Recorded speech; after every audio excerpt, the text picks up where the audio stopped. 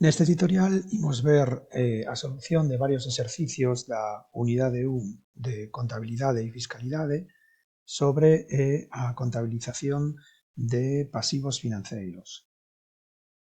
O exercicio 2 é unha ampliación de capital cos seguintes datos. Unha sociedade anónima decide ampliar capital, danos aquí os datos da ampliación correspondente, o número de accións, o nominal, e nos din que a emisión é sobre a par.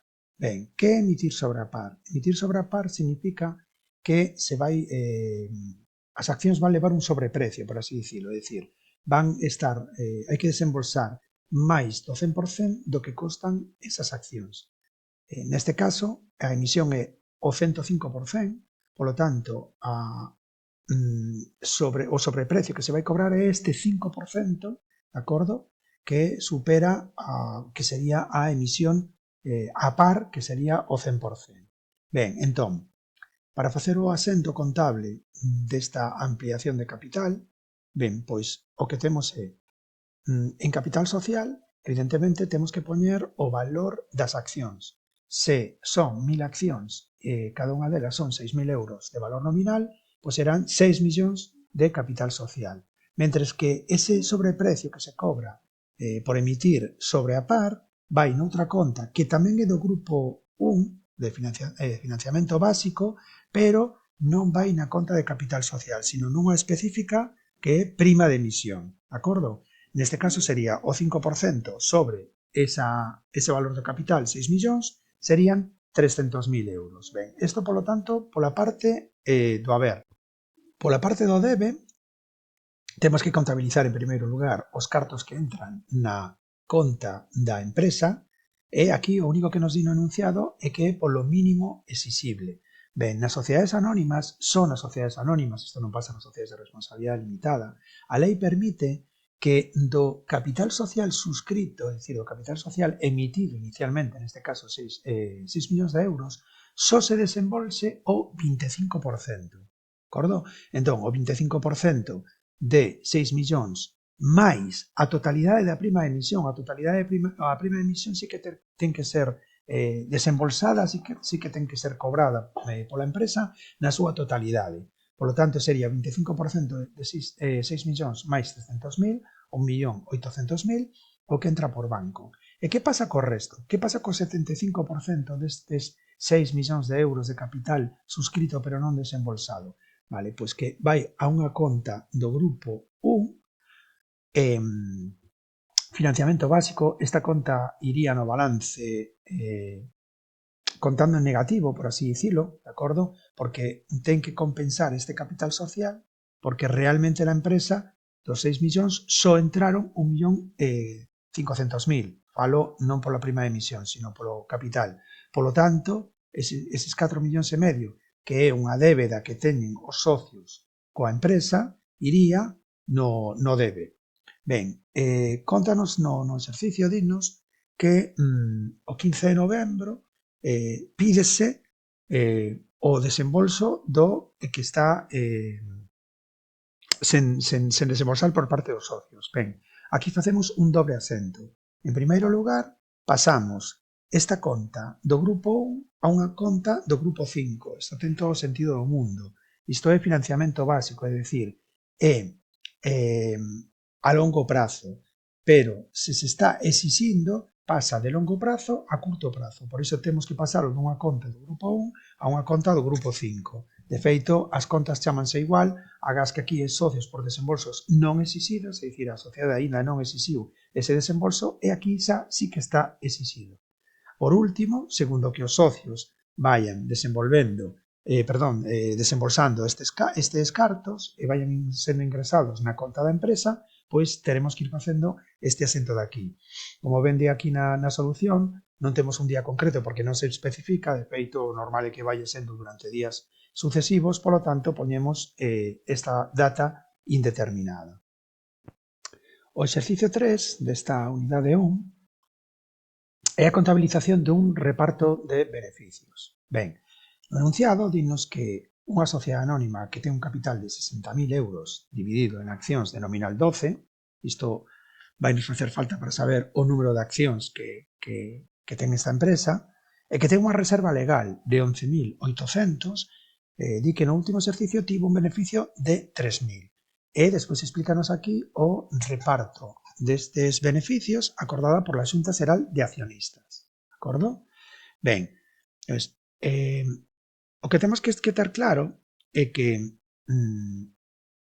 o beneficio obtido no exercicio anterior vai na conta 129, que como sabemos é unha conta do grupo 1 de financiamento básico, de acordo? E como se explica aquí, bueno, pois é unha conta bivalórica porque pode recoller tanto beneficios como perdas. Neste caso, ten que ter un saldo acreedor porque nos di que son beneficios. Ben, entón, o reparto de beneficios o que supón é vaciar esta conta e ir enchendo todas aquelas contas segundo o que a Xunta Xeral de Accionistas decidira. Pero antes diso, antes de aplicar este reparto de beneficios acordado polos donos da empresa, pola Xunta Xeral de Accionistas, hai que comprobar se é necesario ou non dotar a reserva legal. Vale, a reserva legal, como todas as reservas, é como unha especie de peto, unha especie de hucha que teñen as empresas que van depositando aí fondos financeiros pois de beneficios non repartidos, pero neste caso, como o seu propio nome indica, é unha reserva que hai que dotala, está legalmente estipulado a súa dotación. Ben, como está estipulado legalmente? Vale, a reserva legal ten que, a súa cifra mínima ten que ser o 20% da cifra de capital social. Se nos din que esta empresa, esta sociedade, ten un capital de 60.000, a súa cifra mínima tería que ser 12.000. Estános dicindo que a reserva legal antes de facer este reparto de beneficios é de 11.800. Polo tanto, se é de 11.800, ainda non chega ao mínimo. Eso significa que cada vez que a empresa teña un beneficio, vai ter que obrigatoriamente dotar esa reserva legal. Ata onde? Ata que chegue aos 12.000. Claro, obviamente,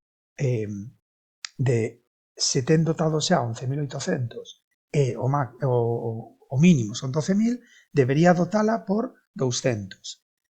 A reserva legal dótase polo 10% do beneficio. O 10% do beneficio, que son 3.000, son 300. Ten que dotar por 300? Non, chegalle con 200. Por qué? Porque con 200 achegaría aos 12.000 mínimo. Se a reserva legal estivese dotada en 11.500, sí que teria que dotar os 300 porque aínda así non chegaría a ese mínimo. Polo tanto, temos que ter en conta que hai que dotar a reserva legal por 200 e despois todas estas hai que levar a cabo o reparto dos beneficios atendendo a todas estas indicacións da Xunta Xeral de Accionistas. Vemos como quedaría o asento.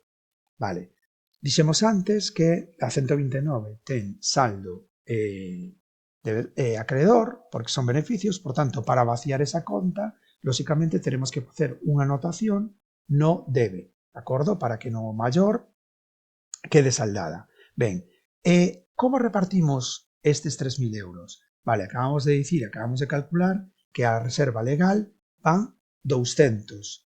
Despois, a reserva estatutaria vai o 20% de 3.600, porque se o acordou a Xunta Xeral de Accionistas. A reserva voluntaria sería o 30% de 3.900, porque se acordou a Xunta Xeral. E dividendo activo a pagar, isto sería un pasivo para a sociedade anónima, porque estes encartos que vai ter que pagar os seus donos, os seus accionistas, serían 15 por cada un das accións. Aquí é polo que necesitamos saber o nominal das accións, porque 60.000 de capital entre 12 de nominal dame o número de accións. Por lo tanto, o dividendo activo sería 15 céntimos por o número de accións. E o número de accións é 60.000 entre 12. Vale, o resto, todo isto menos 3.000, quedaría nunha conta que se chama remanente, que é tamén do grupo 1 de financiamento básico, pero que non ten un nome definido como poda ser a reserva legal, a estatutaria ou a voluntaria. Ben, o seguinte paso sería o pago do dividendo activo, de acordo? É dicir, a empresa vai fronte o pago que lle ten que facer os seus donos polos beneficios obtidos e distribuídos. Polo tanto, segundo vaya pagando ese dividendo, terá que ir eliminando este pasivo, a 526, dividendo activo a pagar, e a saída por banco. E, como se vos explica aquí, este pago de dividendo ten unha retención por IRPF, que sería na conta 4751, que é a mesma que utilizamos cando contabilizamos as retencións por IRPF na nómina.